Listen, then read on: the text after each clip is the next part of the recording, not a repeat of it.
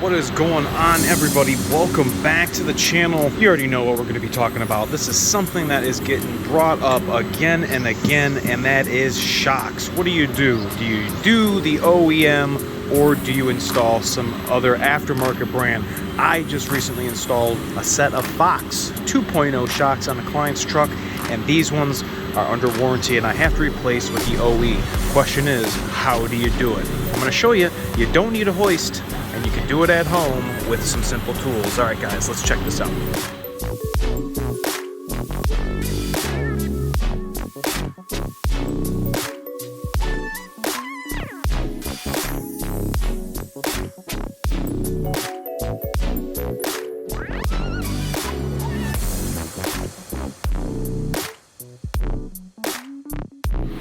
Alright fellas, welcome back to the channel. Thanks so much for joining us back. Make sure to like and subscribe right here at the bottom.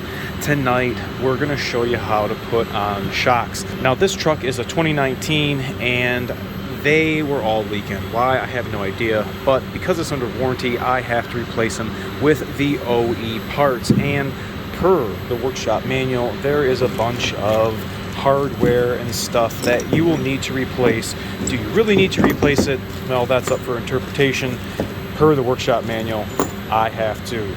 So with that said, the question lies, do you replace them with the OEM ones or do you change out and get a different kind of shock? There are a lot on the market. I just recently installed a set of Fox 2.0s on one of my client's trucks. They were pretty sweet. I was impressed with them. He is impressed with them and has no complaints.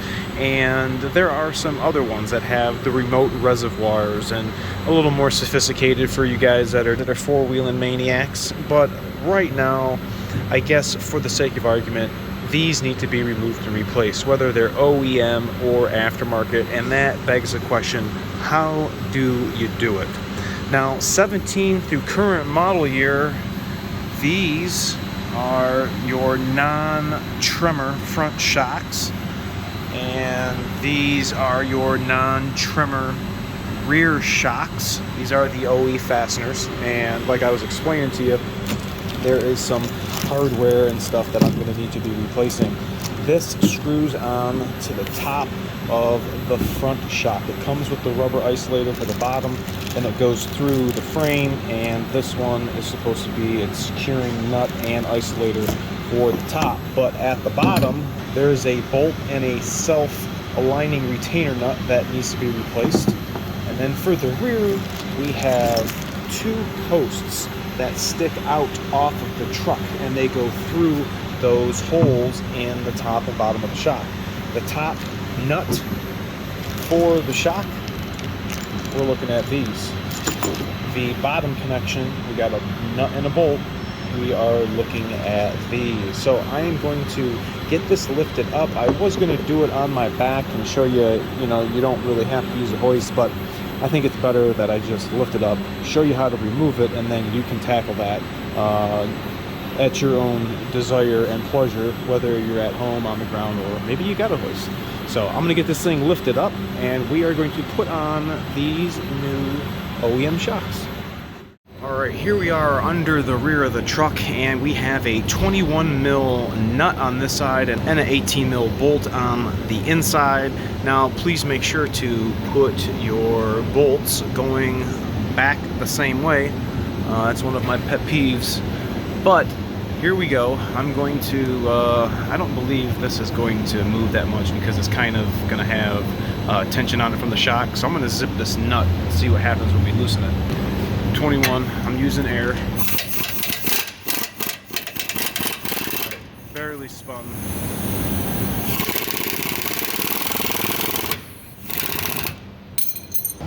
No big deal to get that all the way off. We're going to be replacing it like we were just talking about, so we'll just set that aside. And this one pretty much will pound right out, and the shock is going to fully extend. And that's pretty much it. Now the inside rear one, which is way over there, we're gonna go right behind the spare tire, kind of do something like this. It's a 18 mil.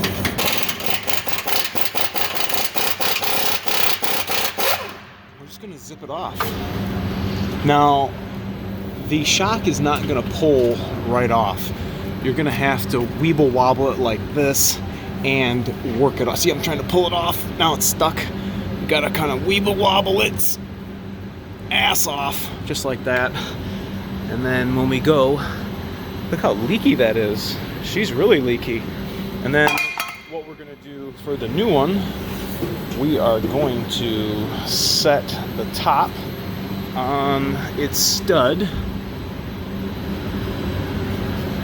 just like that. Kind of work it back on, same kind of way. Okay, and then we're gonna put that new nut on, but we're not gonna tighten it. We want to get this pivot point into position so that the shock is sitting how it's supposed to, and then we're gonna go and tighten that nut. All right, the top nut is on and the lower bolt and nut is on, and we're gonna just 3/8 it back on. Not a problem whatsoever.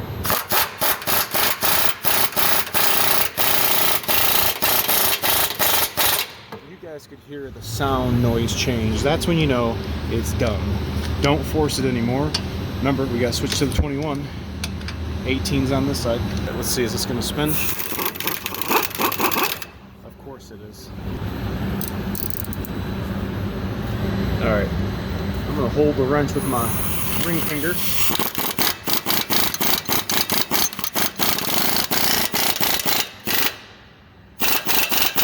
That's it. Shock is tight.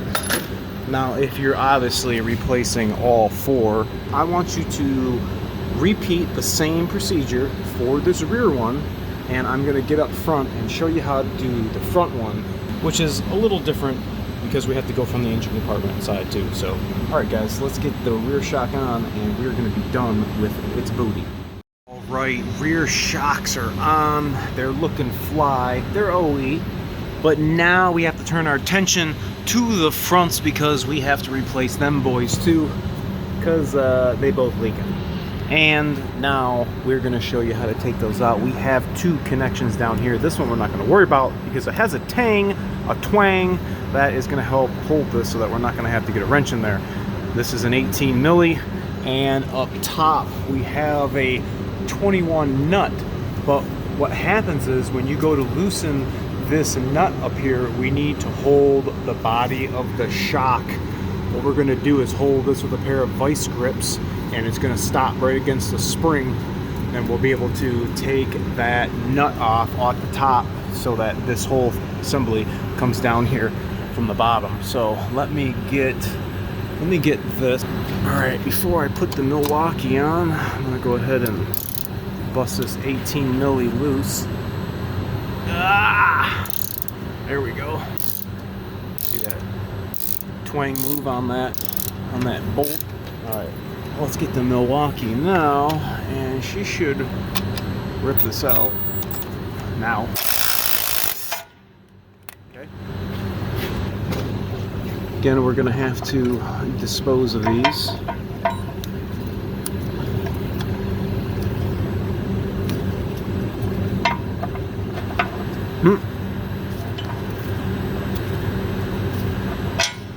There we go.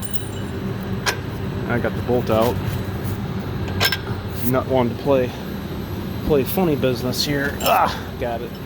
So I said we were gonna do a vice grip little sequence here. When we loosen this nut up here, which is a 21 mil, the shock body is going to want to turn, so we need to hold the whole body of the shock with these vice grips, and this is the sweet spot that I like to go to right here. If I can get these loosened up far enough. Almost.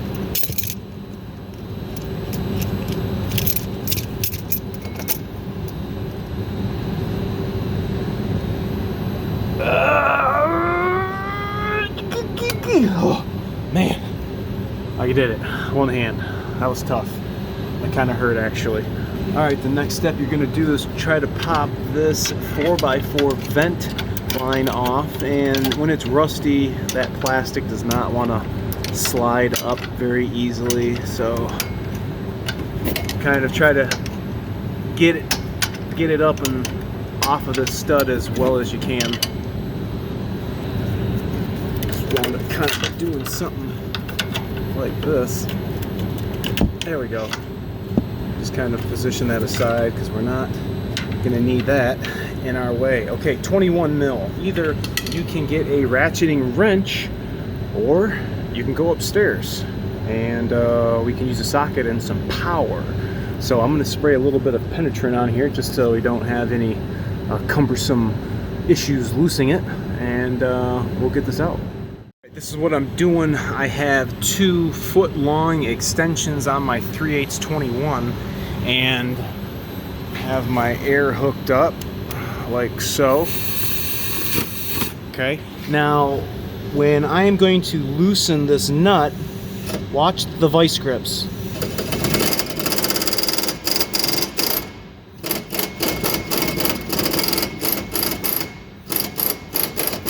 See, the vice grips are getting wedged against the frame right here, so they're not turning. On the other side, it's going to wedge against the spring.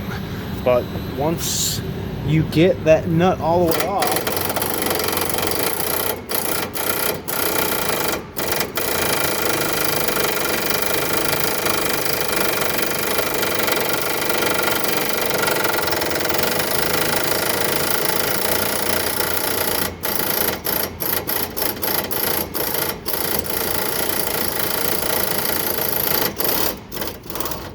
it's finally gonna come out. Get the whole socket set up out. Should leave us the nut and rubber isolator. Look at that. See how smushed that is? Look at that. This nut is hot. Gotta save that, and she's super loose. Get the vice grip out of here, and this should be coming out any second.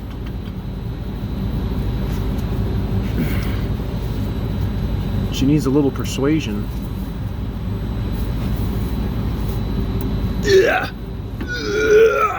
Oh, she's almost up.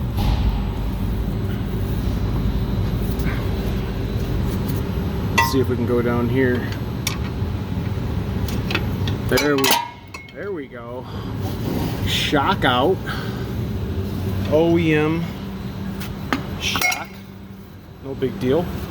All right, let's get the new one. All right, new front shock.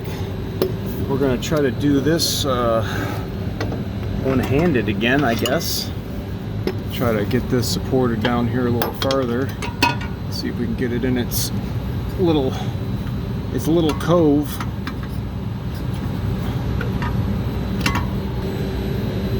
I just got it far enough on where I could get it started with the nut. I had to use both hands, but now that you're probably on the ground and not using a hoist, all you really have to do for this part is I'm using my elbow, 90-degree angle against the ground, and I'm basically just shoving this right up in its little perch. Gonna have to do a jiggle and a slide at the same time. You know, a little wiggly. Try to slide our retainer nut. And have to turn this at the same time there, boys. You get the picture. Alright, so here back up top, we're going to have to hold the shock again up here, and you guys will be like, why can't you just use the wrench? Well, I don't really have a thin enough, it looks like maybe a 17 or 18 to hold this. So what I'm going to do is I'm going to fold a shop towel, and I'm going to put that in the teeth of the vice grip so that I don't mar my man's new shock up. Alright, I'm going to feed the socket and everything back through. Get this line out of my way. All right, socket is on, and yeah, now it's going to be time to tighten it and pay attention to where your vice grips are going to go. All right, back underneath. Again, this is going to be 18 milli on this bolt.